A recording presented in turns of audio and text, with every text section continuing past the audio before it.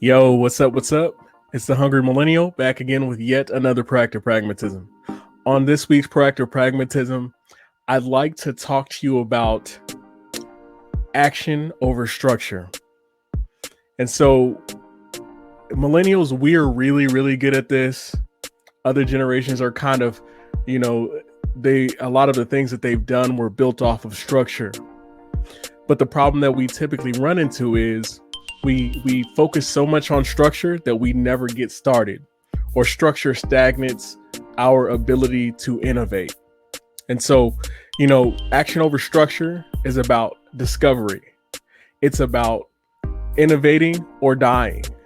It's about the ability to keep going and ignore the likes. Ignore the likes. I know that sounds crazy, but I want you to start ignoring the likes. So when it comes to discovery, we want to choose the process, because the process will guide your path. A lot of times we'll build a structure, we'll come up with a plan, and it's the greatest plan ever. This happens all the time in the military until, variables that you couldn't have thought of, in your wildest dreams come across, budget constraints, change in, command structure, change in how we operate on the battlefield because of, different variables, or unsecured destinations, or COVID-19, right? That really shook me and the troops up during our deployment. We get to where we're going and like, oh man, it's gonna be, it's gonna be cool, it's gonna be chill. You look at all the YouTube videos and everything's like, oh yeah, Kuwait's like this, but they don't talk about, Kuwait underneath a pandemic, because nobody understood that. We actually got, once we came up with a plan of how we're going to operate and how things were going to go in Kuwait, and we got the tempo going, and, the commander was like, hey, we're going to do this, this, and this, what are your training plans look like? And then we went from training to actually operating, because we needed to get logistical assets within the country. So I was a part of a decontamination platoon, and, we had to find a way to get after it. But we used the process of discovery along the way to guide the path for our planning. And throughout the planning process, even up until the last minute before we left country, we were still making changes, and we were still making adjustments, because no day is like the next day, and the next day may be completely different than the next month, and you have all these variables. So I want you to continue to keep your mind open when you're building plans, when you're starting, you want to be an entrepreneur, you want to take on a new workout journey, you want to eat differently, eat clean.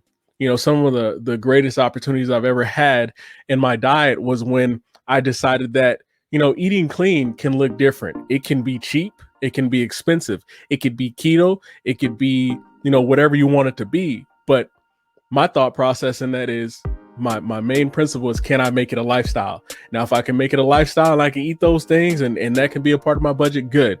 I'm on the right track. I can eat some good stuff. And I don't want to punish myself along the process. But the truth is the process is undefeated. And when you focus too much, this brings me to innovate or die.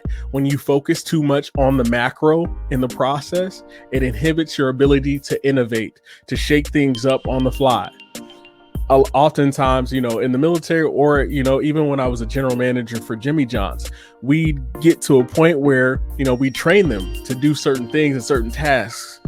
But often you would have people that would get so stagnant in those tasks that when a customer, or when a commander, or when the mission changed, or when the orders changed, they were unable to break those habits. They're like, no, that doesn't go on that sandwich.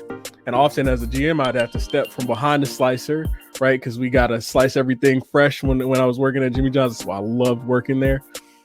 You get to the point where you're like, hey bro, it's cool. I know you want to embody the process, and you want to make perfect sandwiches, or you've spent all night coming up with the plans for this operation.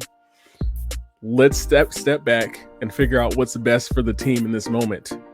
And in those opportunities, we're able to innovate and show what we're really made of. Because the truth is, you can have all the knowledge in the world, but it's that talent that you have to innovate on the fly that's going to change everything. And it can yield you results that are way better than what you wanted. But if you're so stuck in your structure, it can cripple you. It can cripple your team. It can cripple your organization. It can cripple your management team as well. It can cripple your kids, right? As a father, there are a lot of things like, I talked to Zayla, when we spend time together, her birthday's coming up, but I talked to my little girl and I'm like, hey, you know what? We need to figure this out. Hey, don't do that. And then sometimes I'm like, you know what? That's kind of cool. Whatever, you've been awesome thus far. We can have a little bit of leniency here. Sometimes it's like she wants the jelly beans. She wants the gummy bears and the gummy worms. And sometimes I'm like, nah. And then other times I'm like, hey, do your thing. I mean, be a kid, right? So as people, as humans, we have to learn to be flexible and we have to learn to innovate and allow our actions to move our plan, to make our plan and our structure better. There are times where I go into the gym and my back is feeling a little out of whack. So I know that I gotta warm up a little bit before I get into those sets. And when I warm up, I feel great. I can go in there and lift heavy and be like, man, that was awesome. But there are times where I'm a real knucklehead and I'm stuck in that structure and I go in there because there's, I'm rushing on the clock because I'm trying to get to work. And then I go in there, I'm trying to be, hardcore, and I tweak my back, right? That's a prime example of choosing, structure over action when I could have, hey, you know what, maybe I take a little bit more time here and then, slide some things over, or I get in a workout after work or something. But we didn't quit on the plan. But the problem is I got too anxious. I was too focused on that structure. Got to do this, and this. And life just doesn't work that way. We have to find balance. And so the last thing is we want to keep going and ignore the likes. I cannot stress this enough. If you're going to start today, do it for 3, 5, 10 years. Keep going. Because here's one thing that you'll notice along the process. A lot of the people that you looked at as competitors and stuff like that, they no longer become those people. It becomes opportunities. It becomes opportunities to network, to figure out what they're doing to be successful. And then they ask you, hey, what are you doing to be successful? And then you meld these opportunities. And a lot of times we're stronger together. And that's really hard for me to do because I'm a very, autonomous being. I like doing my own thing. I've never been the most talented, but I've always tried to be, as consistent as I possibly can be, because as human beings, we're fallible. But at the same time, I noticed that when I slow down, say, hey, you know what? There might be some truth to that feedback that person gave you. Go down the rabbit hole and figure it out.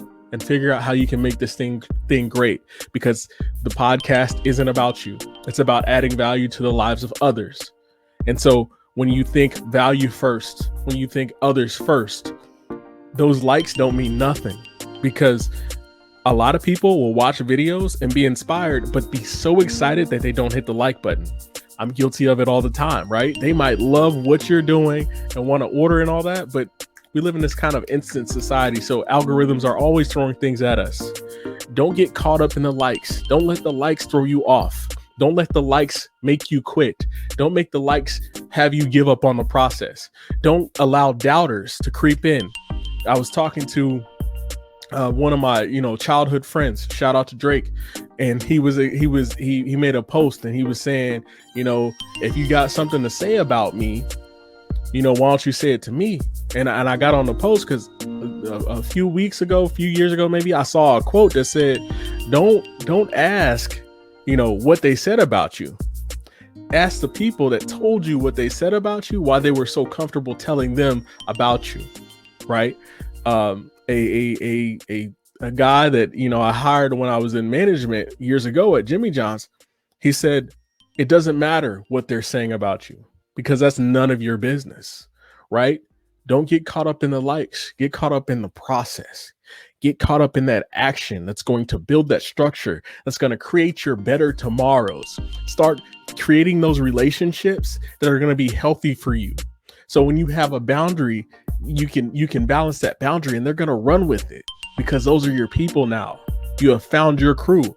And sometimes, you have to part ways with people because in the moment, in this operation, in the time that you're moving, it just doesn't make sense for you. That happens all the time. So, this is the Hungry Millennial back again with yet another Proactive Pragmatism. I appreciate you guys. Keep tuning in.